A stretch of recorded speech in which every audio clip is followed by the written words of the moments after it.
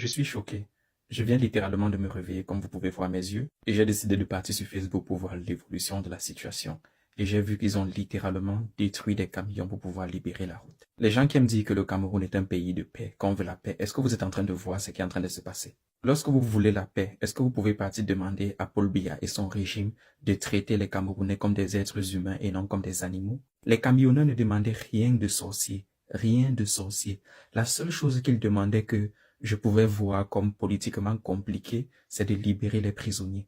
Je n'ai pas dit humainement compliqué, mais j'ai dit politiquement compliqué. La seule chose que je voyais qu'ils demandaient de politiquement compliqué était de libérer les personnes qu'on a emprisonnées durant la crise post-électorale. Ça, je savais que le régime ne le ferait pas, car ça les ferait paraître comme faibles aux yeux des opposants et aux yeux du reste de la population. Sinon, les choses qu'ils demandaient, c'est qu'il y ait moins de contrôle routier sur les routes du Cameroun. Contrôle routier qui est un moyen de corruption. Parce que les contrôleurs routiers, qui sont parfois des gendarmes, vont extorquer de l'argent aux conducteurs. Entre Douala et Koussiri, il y a 94 contrôles routiers. 94 contrôles routiers. C'est pour faire quoi? Vous contrôlez quoi tout le temps? Et moi-même qui vous parle, lorsque j'étais au Cameroun en 2024, j'ai fait la route Douala-Konsamba avec un ami. Et sur cette route-là, on nous a menti 2 fois que nous avons été flashés pour excès de vitesse. Pourtant, c'était faux. Donc, ils nous ont menti qu'on a été flashés pour excès de vitesse juste pour nous soutirer de l'argent. Pour nous soutirer 25 000, c'est-à-dire te demande de 25 000 pour que vous puissiez vous arranger. Parce que si on t'a vraiment flashé, tu vas payer plus que ça. Donc, c'est à ça que le Cameroun ressemble. À part la libération des prisonniers, les camionneurs demandaient à avoir de meilleurs salaires parce que certains d'entre eux sont payés 40 000 le mois. Tu fais comment pour vivre avec 40 000 le mois? Certains d'entre eux disaient également gagner 70 000. Tu fais comment pour vivre avec 70 000 par mois au Cameroun? Ils voulaient être affiliés à la CNPS parce qu'ils disaient qu'ils travaillent toute leur vie, ils vont à la retraite, ils n'ont rien. Les camionneurs demandaient au gouvernement d'arranger les routes, arranger par exemple la route Garoua-Boulaye-Meganga, parce qu'ils disaient que ces routes abîment les camions et parfois leurs patrons vont couper une partie de leur maigre salaire pour pouvoir réparer ces camions. Maintenant, on a détruit les camions là. Ils ont détruit les camions à Meganga pour pouvoir libérer la route. Et avant de détruire les camions, ils ont tiré sur des gens hier nuit. Ils sont en train de radicaliser les nordistes parce que durant la crise post-électorale, c'était les nordistes qu'on arrêtait au faciès, à Yaoundé et dans certains endroits du nord. Maintenant, les nordistes viennent encore faire quelques réclamations, parce que bien évidemment, la plupart des camionneurs qui étaient dans le nord sont des nordistes. Ils viennent faire des réclamations, on se retrouve en train de les tirer dessus, on détruit les camions pour pouvoir libérer la route. Et c'est au travers de ce genre de choses que la crise anglophone a commencé. Parce que beaucoup d'entre vous, vous parlez de crise anglophone, mais vous ne savez pas que quand la crise anglophone a commencé, c'était des enseignants qui sont descendus dans les rues pour dire que arrêtez d'envoyer des enseignants francophones enseigner l'anglais à nos enfants. Que vos enseignants francophones là sont nuls. Ils ne parlent pas anglais pour certains. Vous voulez qu'ils enseignent l'anglais à nos enfants comment?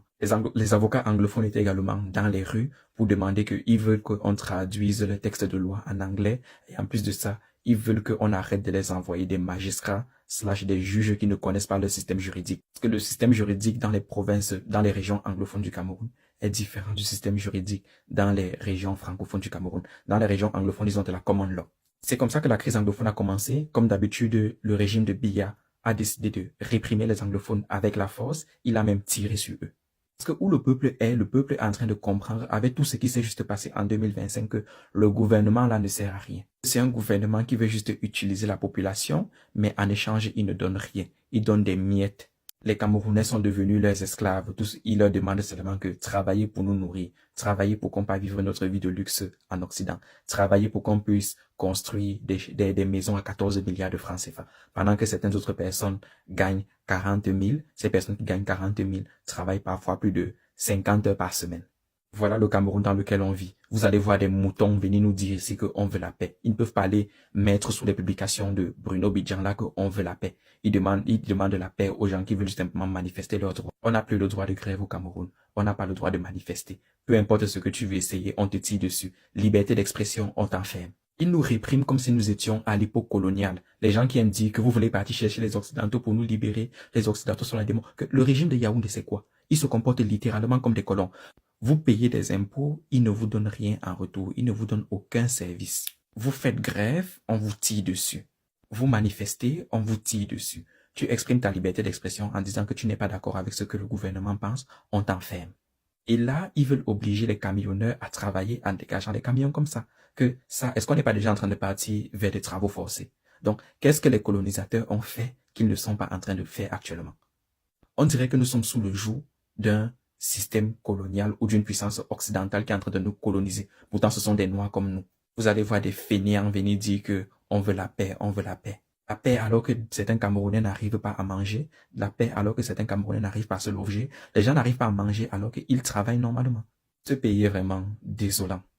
On dirait que nous sommes l'enfer sur terre, c'est-à-dire que si tu as connu le Cameroun, tu peux pas connaître l'enfer après. C'est tout ce qu'il nous manque, c'est qu'il y ait un conflit armé pour que on descende en dessous de l'enfer. Mais sachez que c'est vers ça qu'ils sont en train de pousser les nordistes, parce que les nordistes ne sont pas les sudistes, ce ne sont pas les Bamileke, ou les gens du centre, ou les gens du littoral qui ont peur des conflits. Vous avez vu comment eux se battent depuis le début. Voilà ça que je dis. Donc, si la situation escalade, ne dites pas que vous n'avez pas vu ça venir.